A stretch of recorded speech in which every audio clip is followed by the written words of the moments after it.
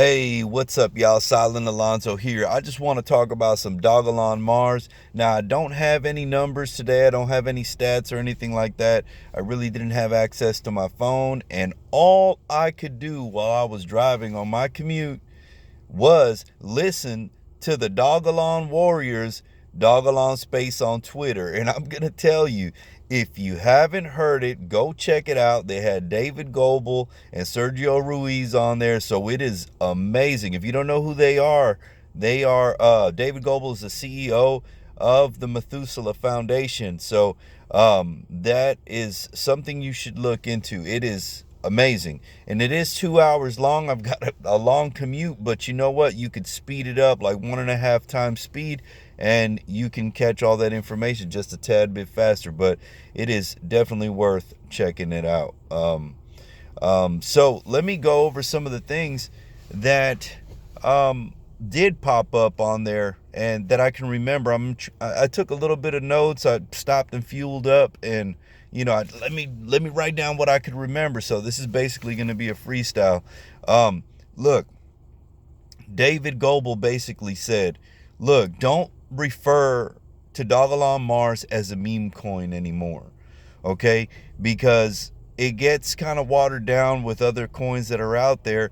And he said basically that we need to acknowledge that we are a mission coin, because we do have a mission, and I believe that he said something about, our mission is to grow together.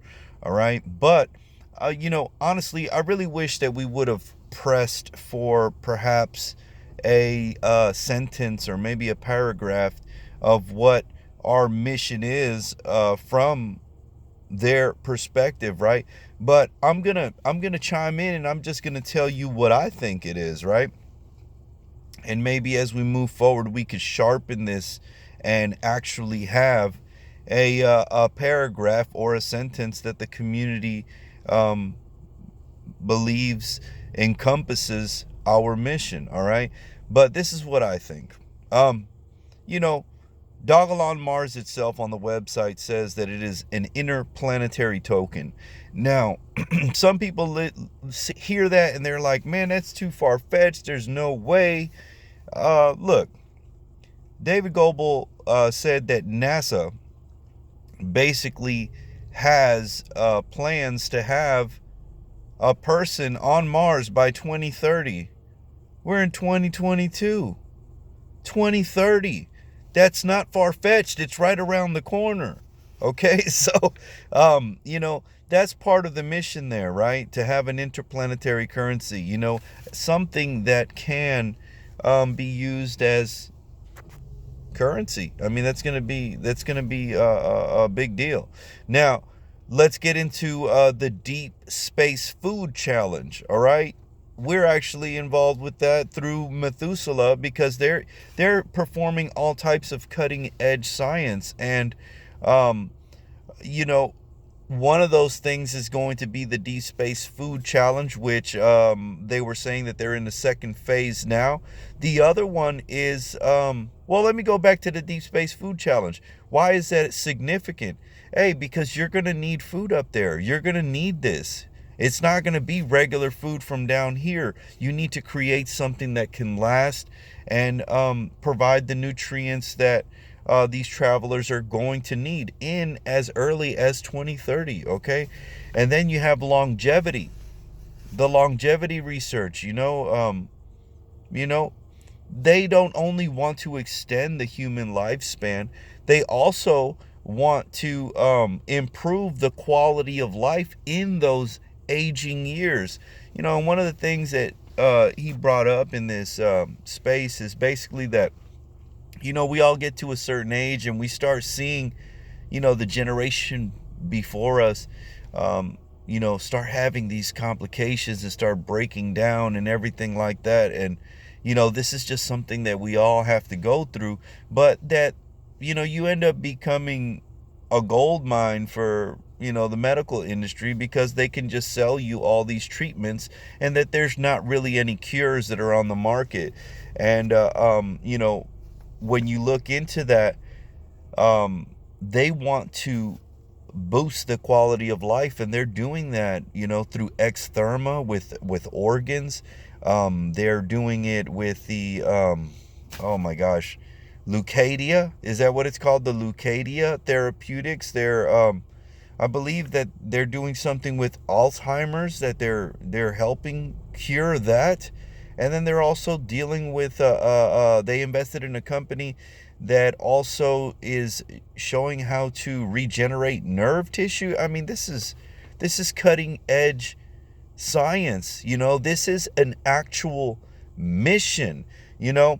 And if you go to the amicus token paper, like David Goebel was suggesting that we go look, I mean, how much more clear can we be? Let's go check out what's going on over there. And one of the things that I remember that is very important, or very connected to what we're talking about, is that they're talking about on the DeFi space, and that they're going to have a governance token. All right. And one of the paragraphs on the amicus token paper, I believe is the amicus token paper, but it has to be on there.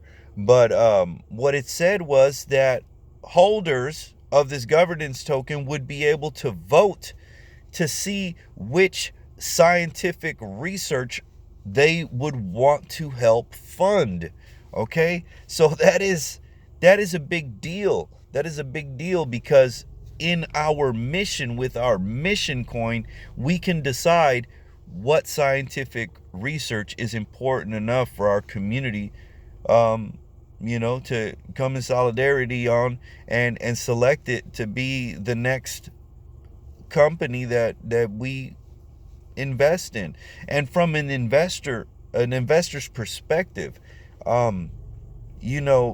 don't you think that people would really, really want to get their hands on these governance tokens, so that they can perhaps vote for their scientific research, of choice? Or maybe some of these companies themselves would want to get in on it, so that they can vote their way, right? So they may be in high demand. This isn't financial advice, you got to say it, but I mean, put two and two together. This is going to be something that they want to get their hands on, right? And something that you may want to get your hands on. But also, you've got to understand that Dogelon Mars itself comes with aspects of a meme coin. So although we are a mission coin, right, we do have aspects of a meme coin, right? We have a dog, and it is the most badass dog that exists, right? So we've got that. We've got a comic, right, that's going as an NFT.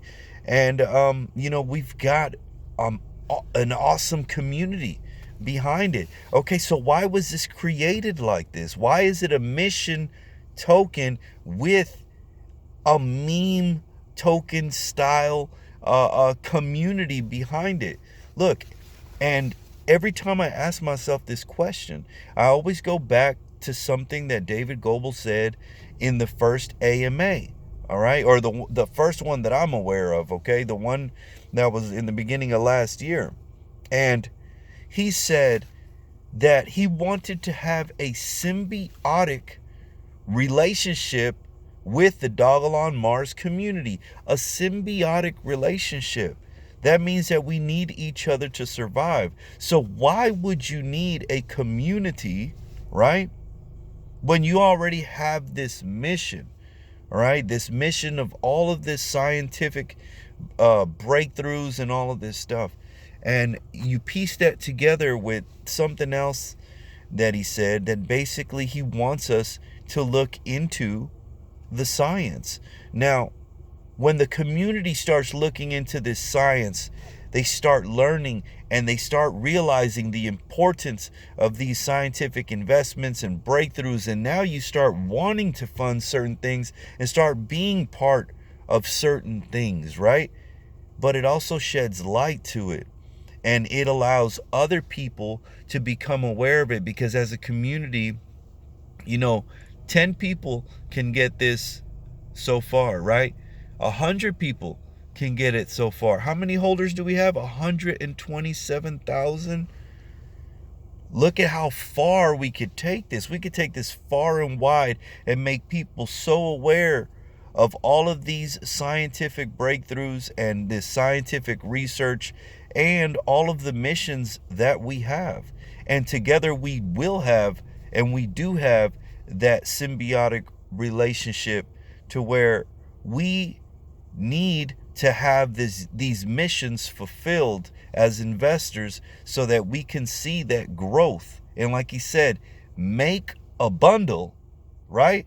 But also be able to say, I am part of this research. I helped fund this research, and we are pushing it forward, and we are experiencing scientific advancements that are going to not only extend the human lifespan, but give a greater quality of life while we work on our deep space goals and landing on Mars. And this is all very real. So if you ain't got you no Dogelon Mars, get you some. And add me on Twitter, Silent Alonzo.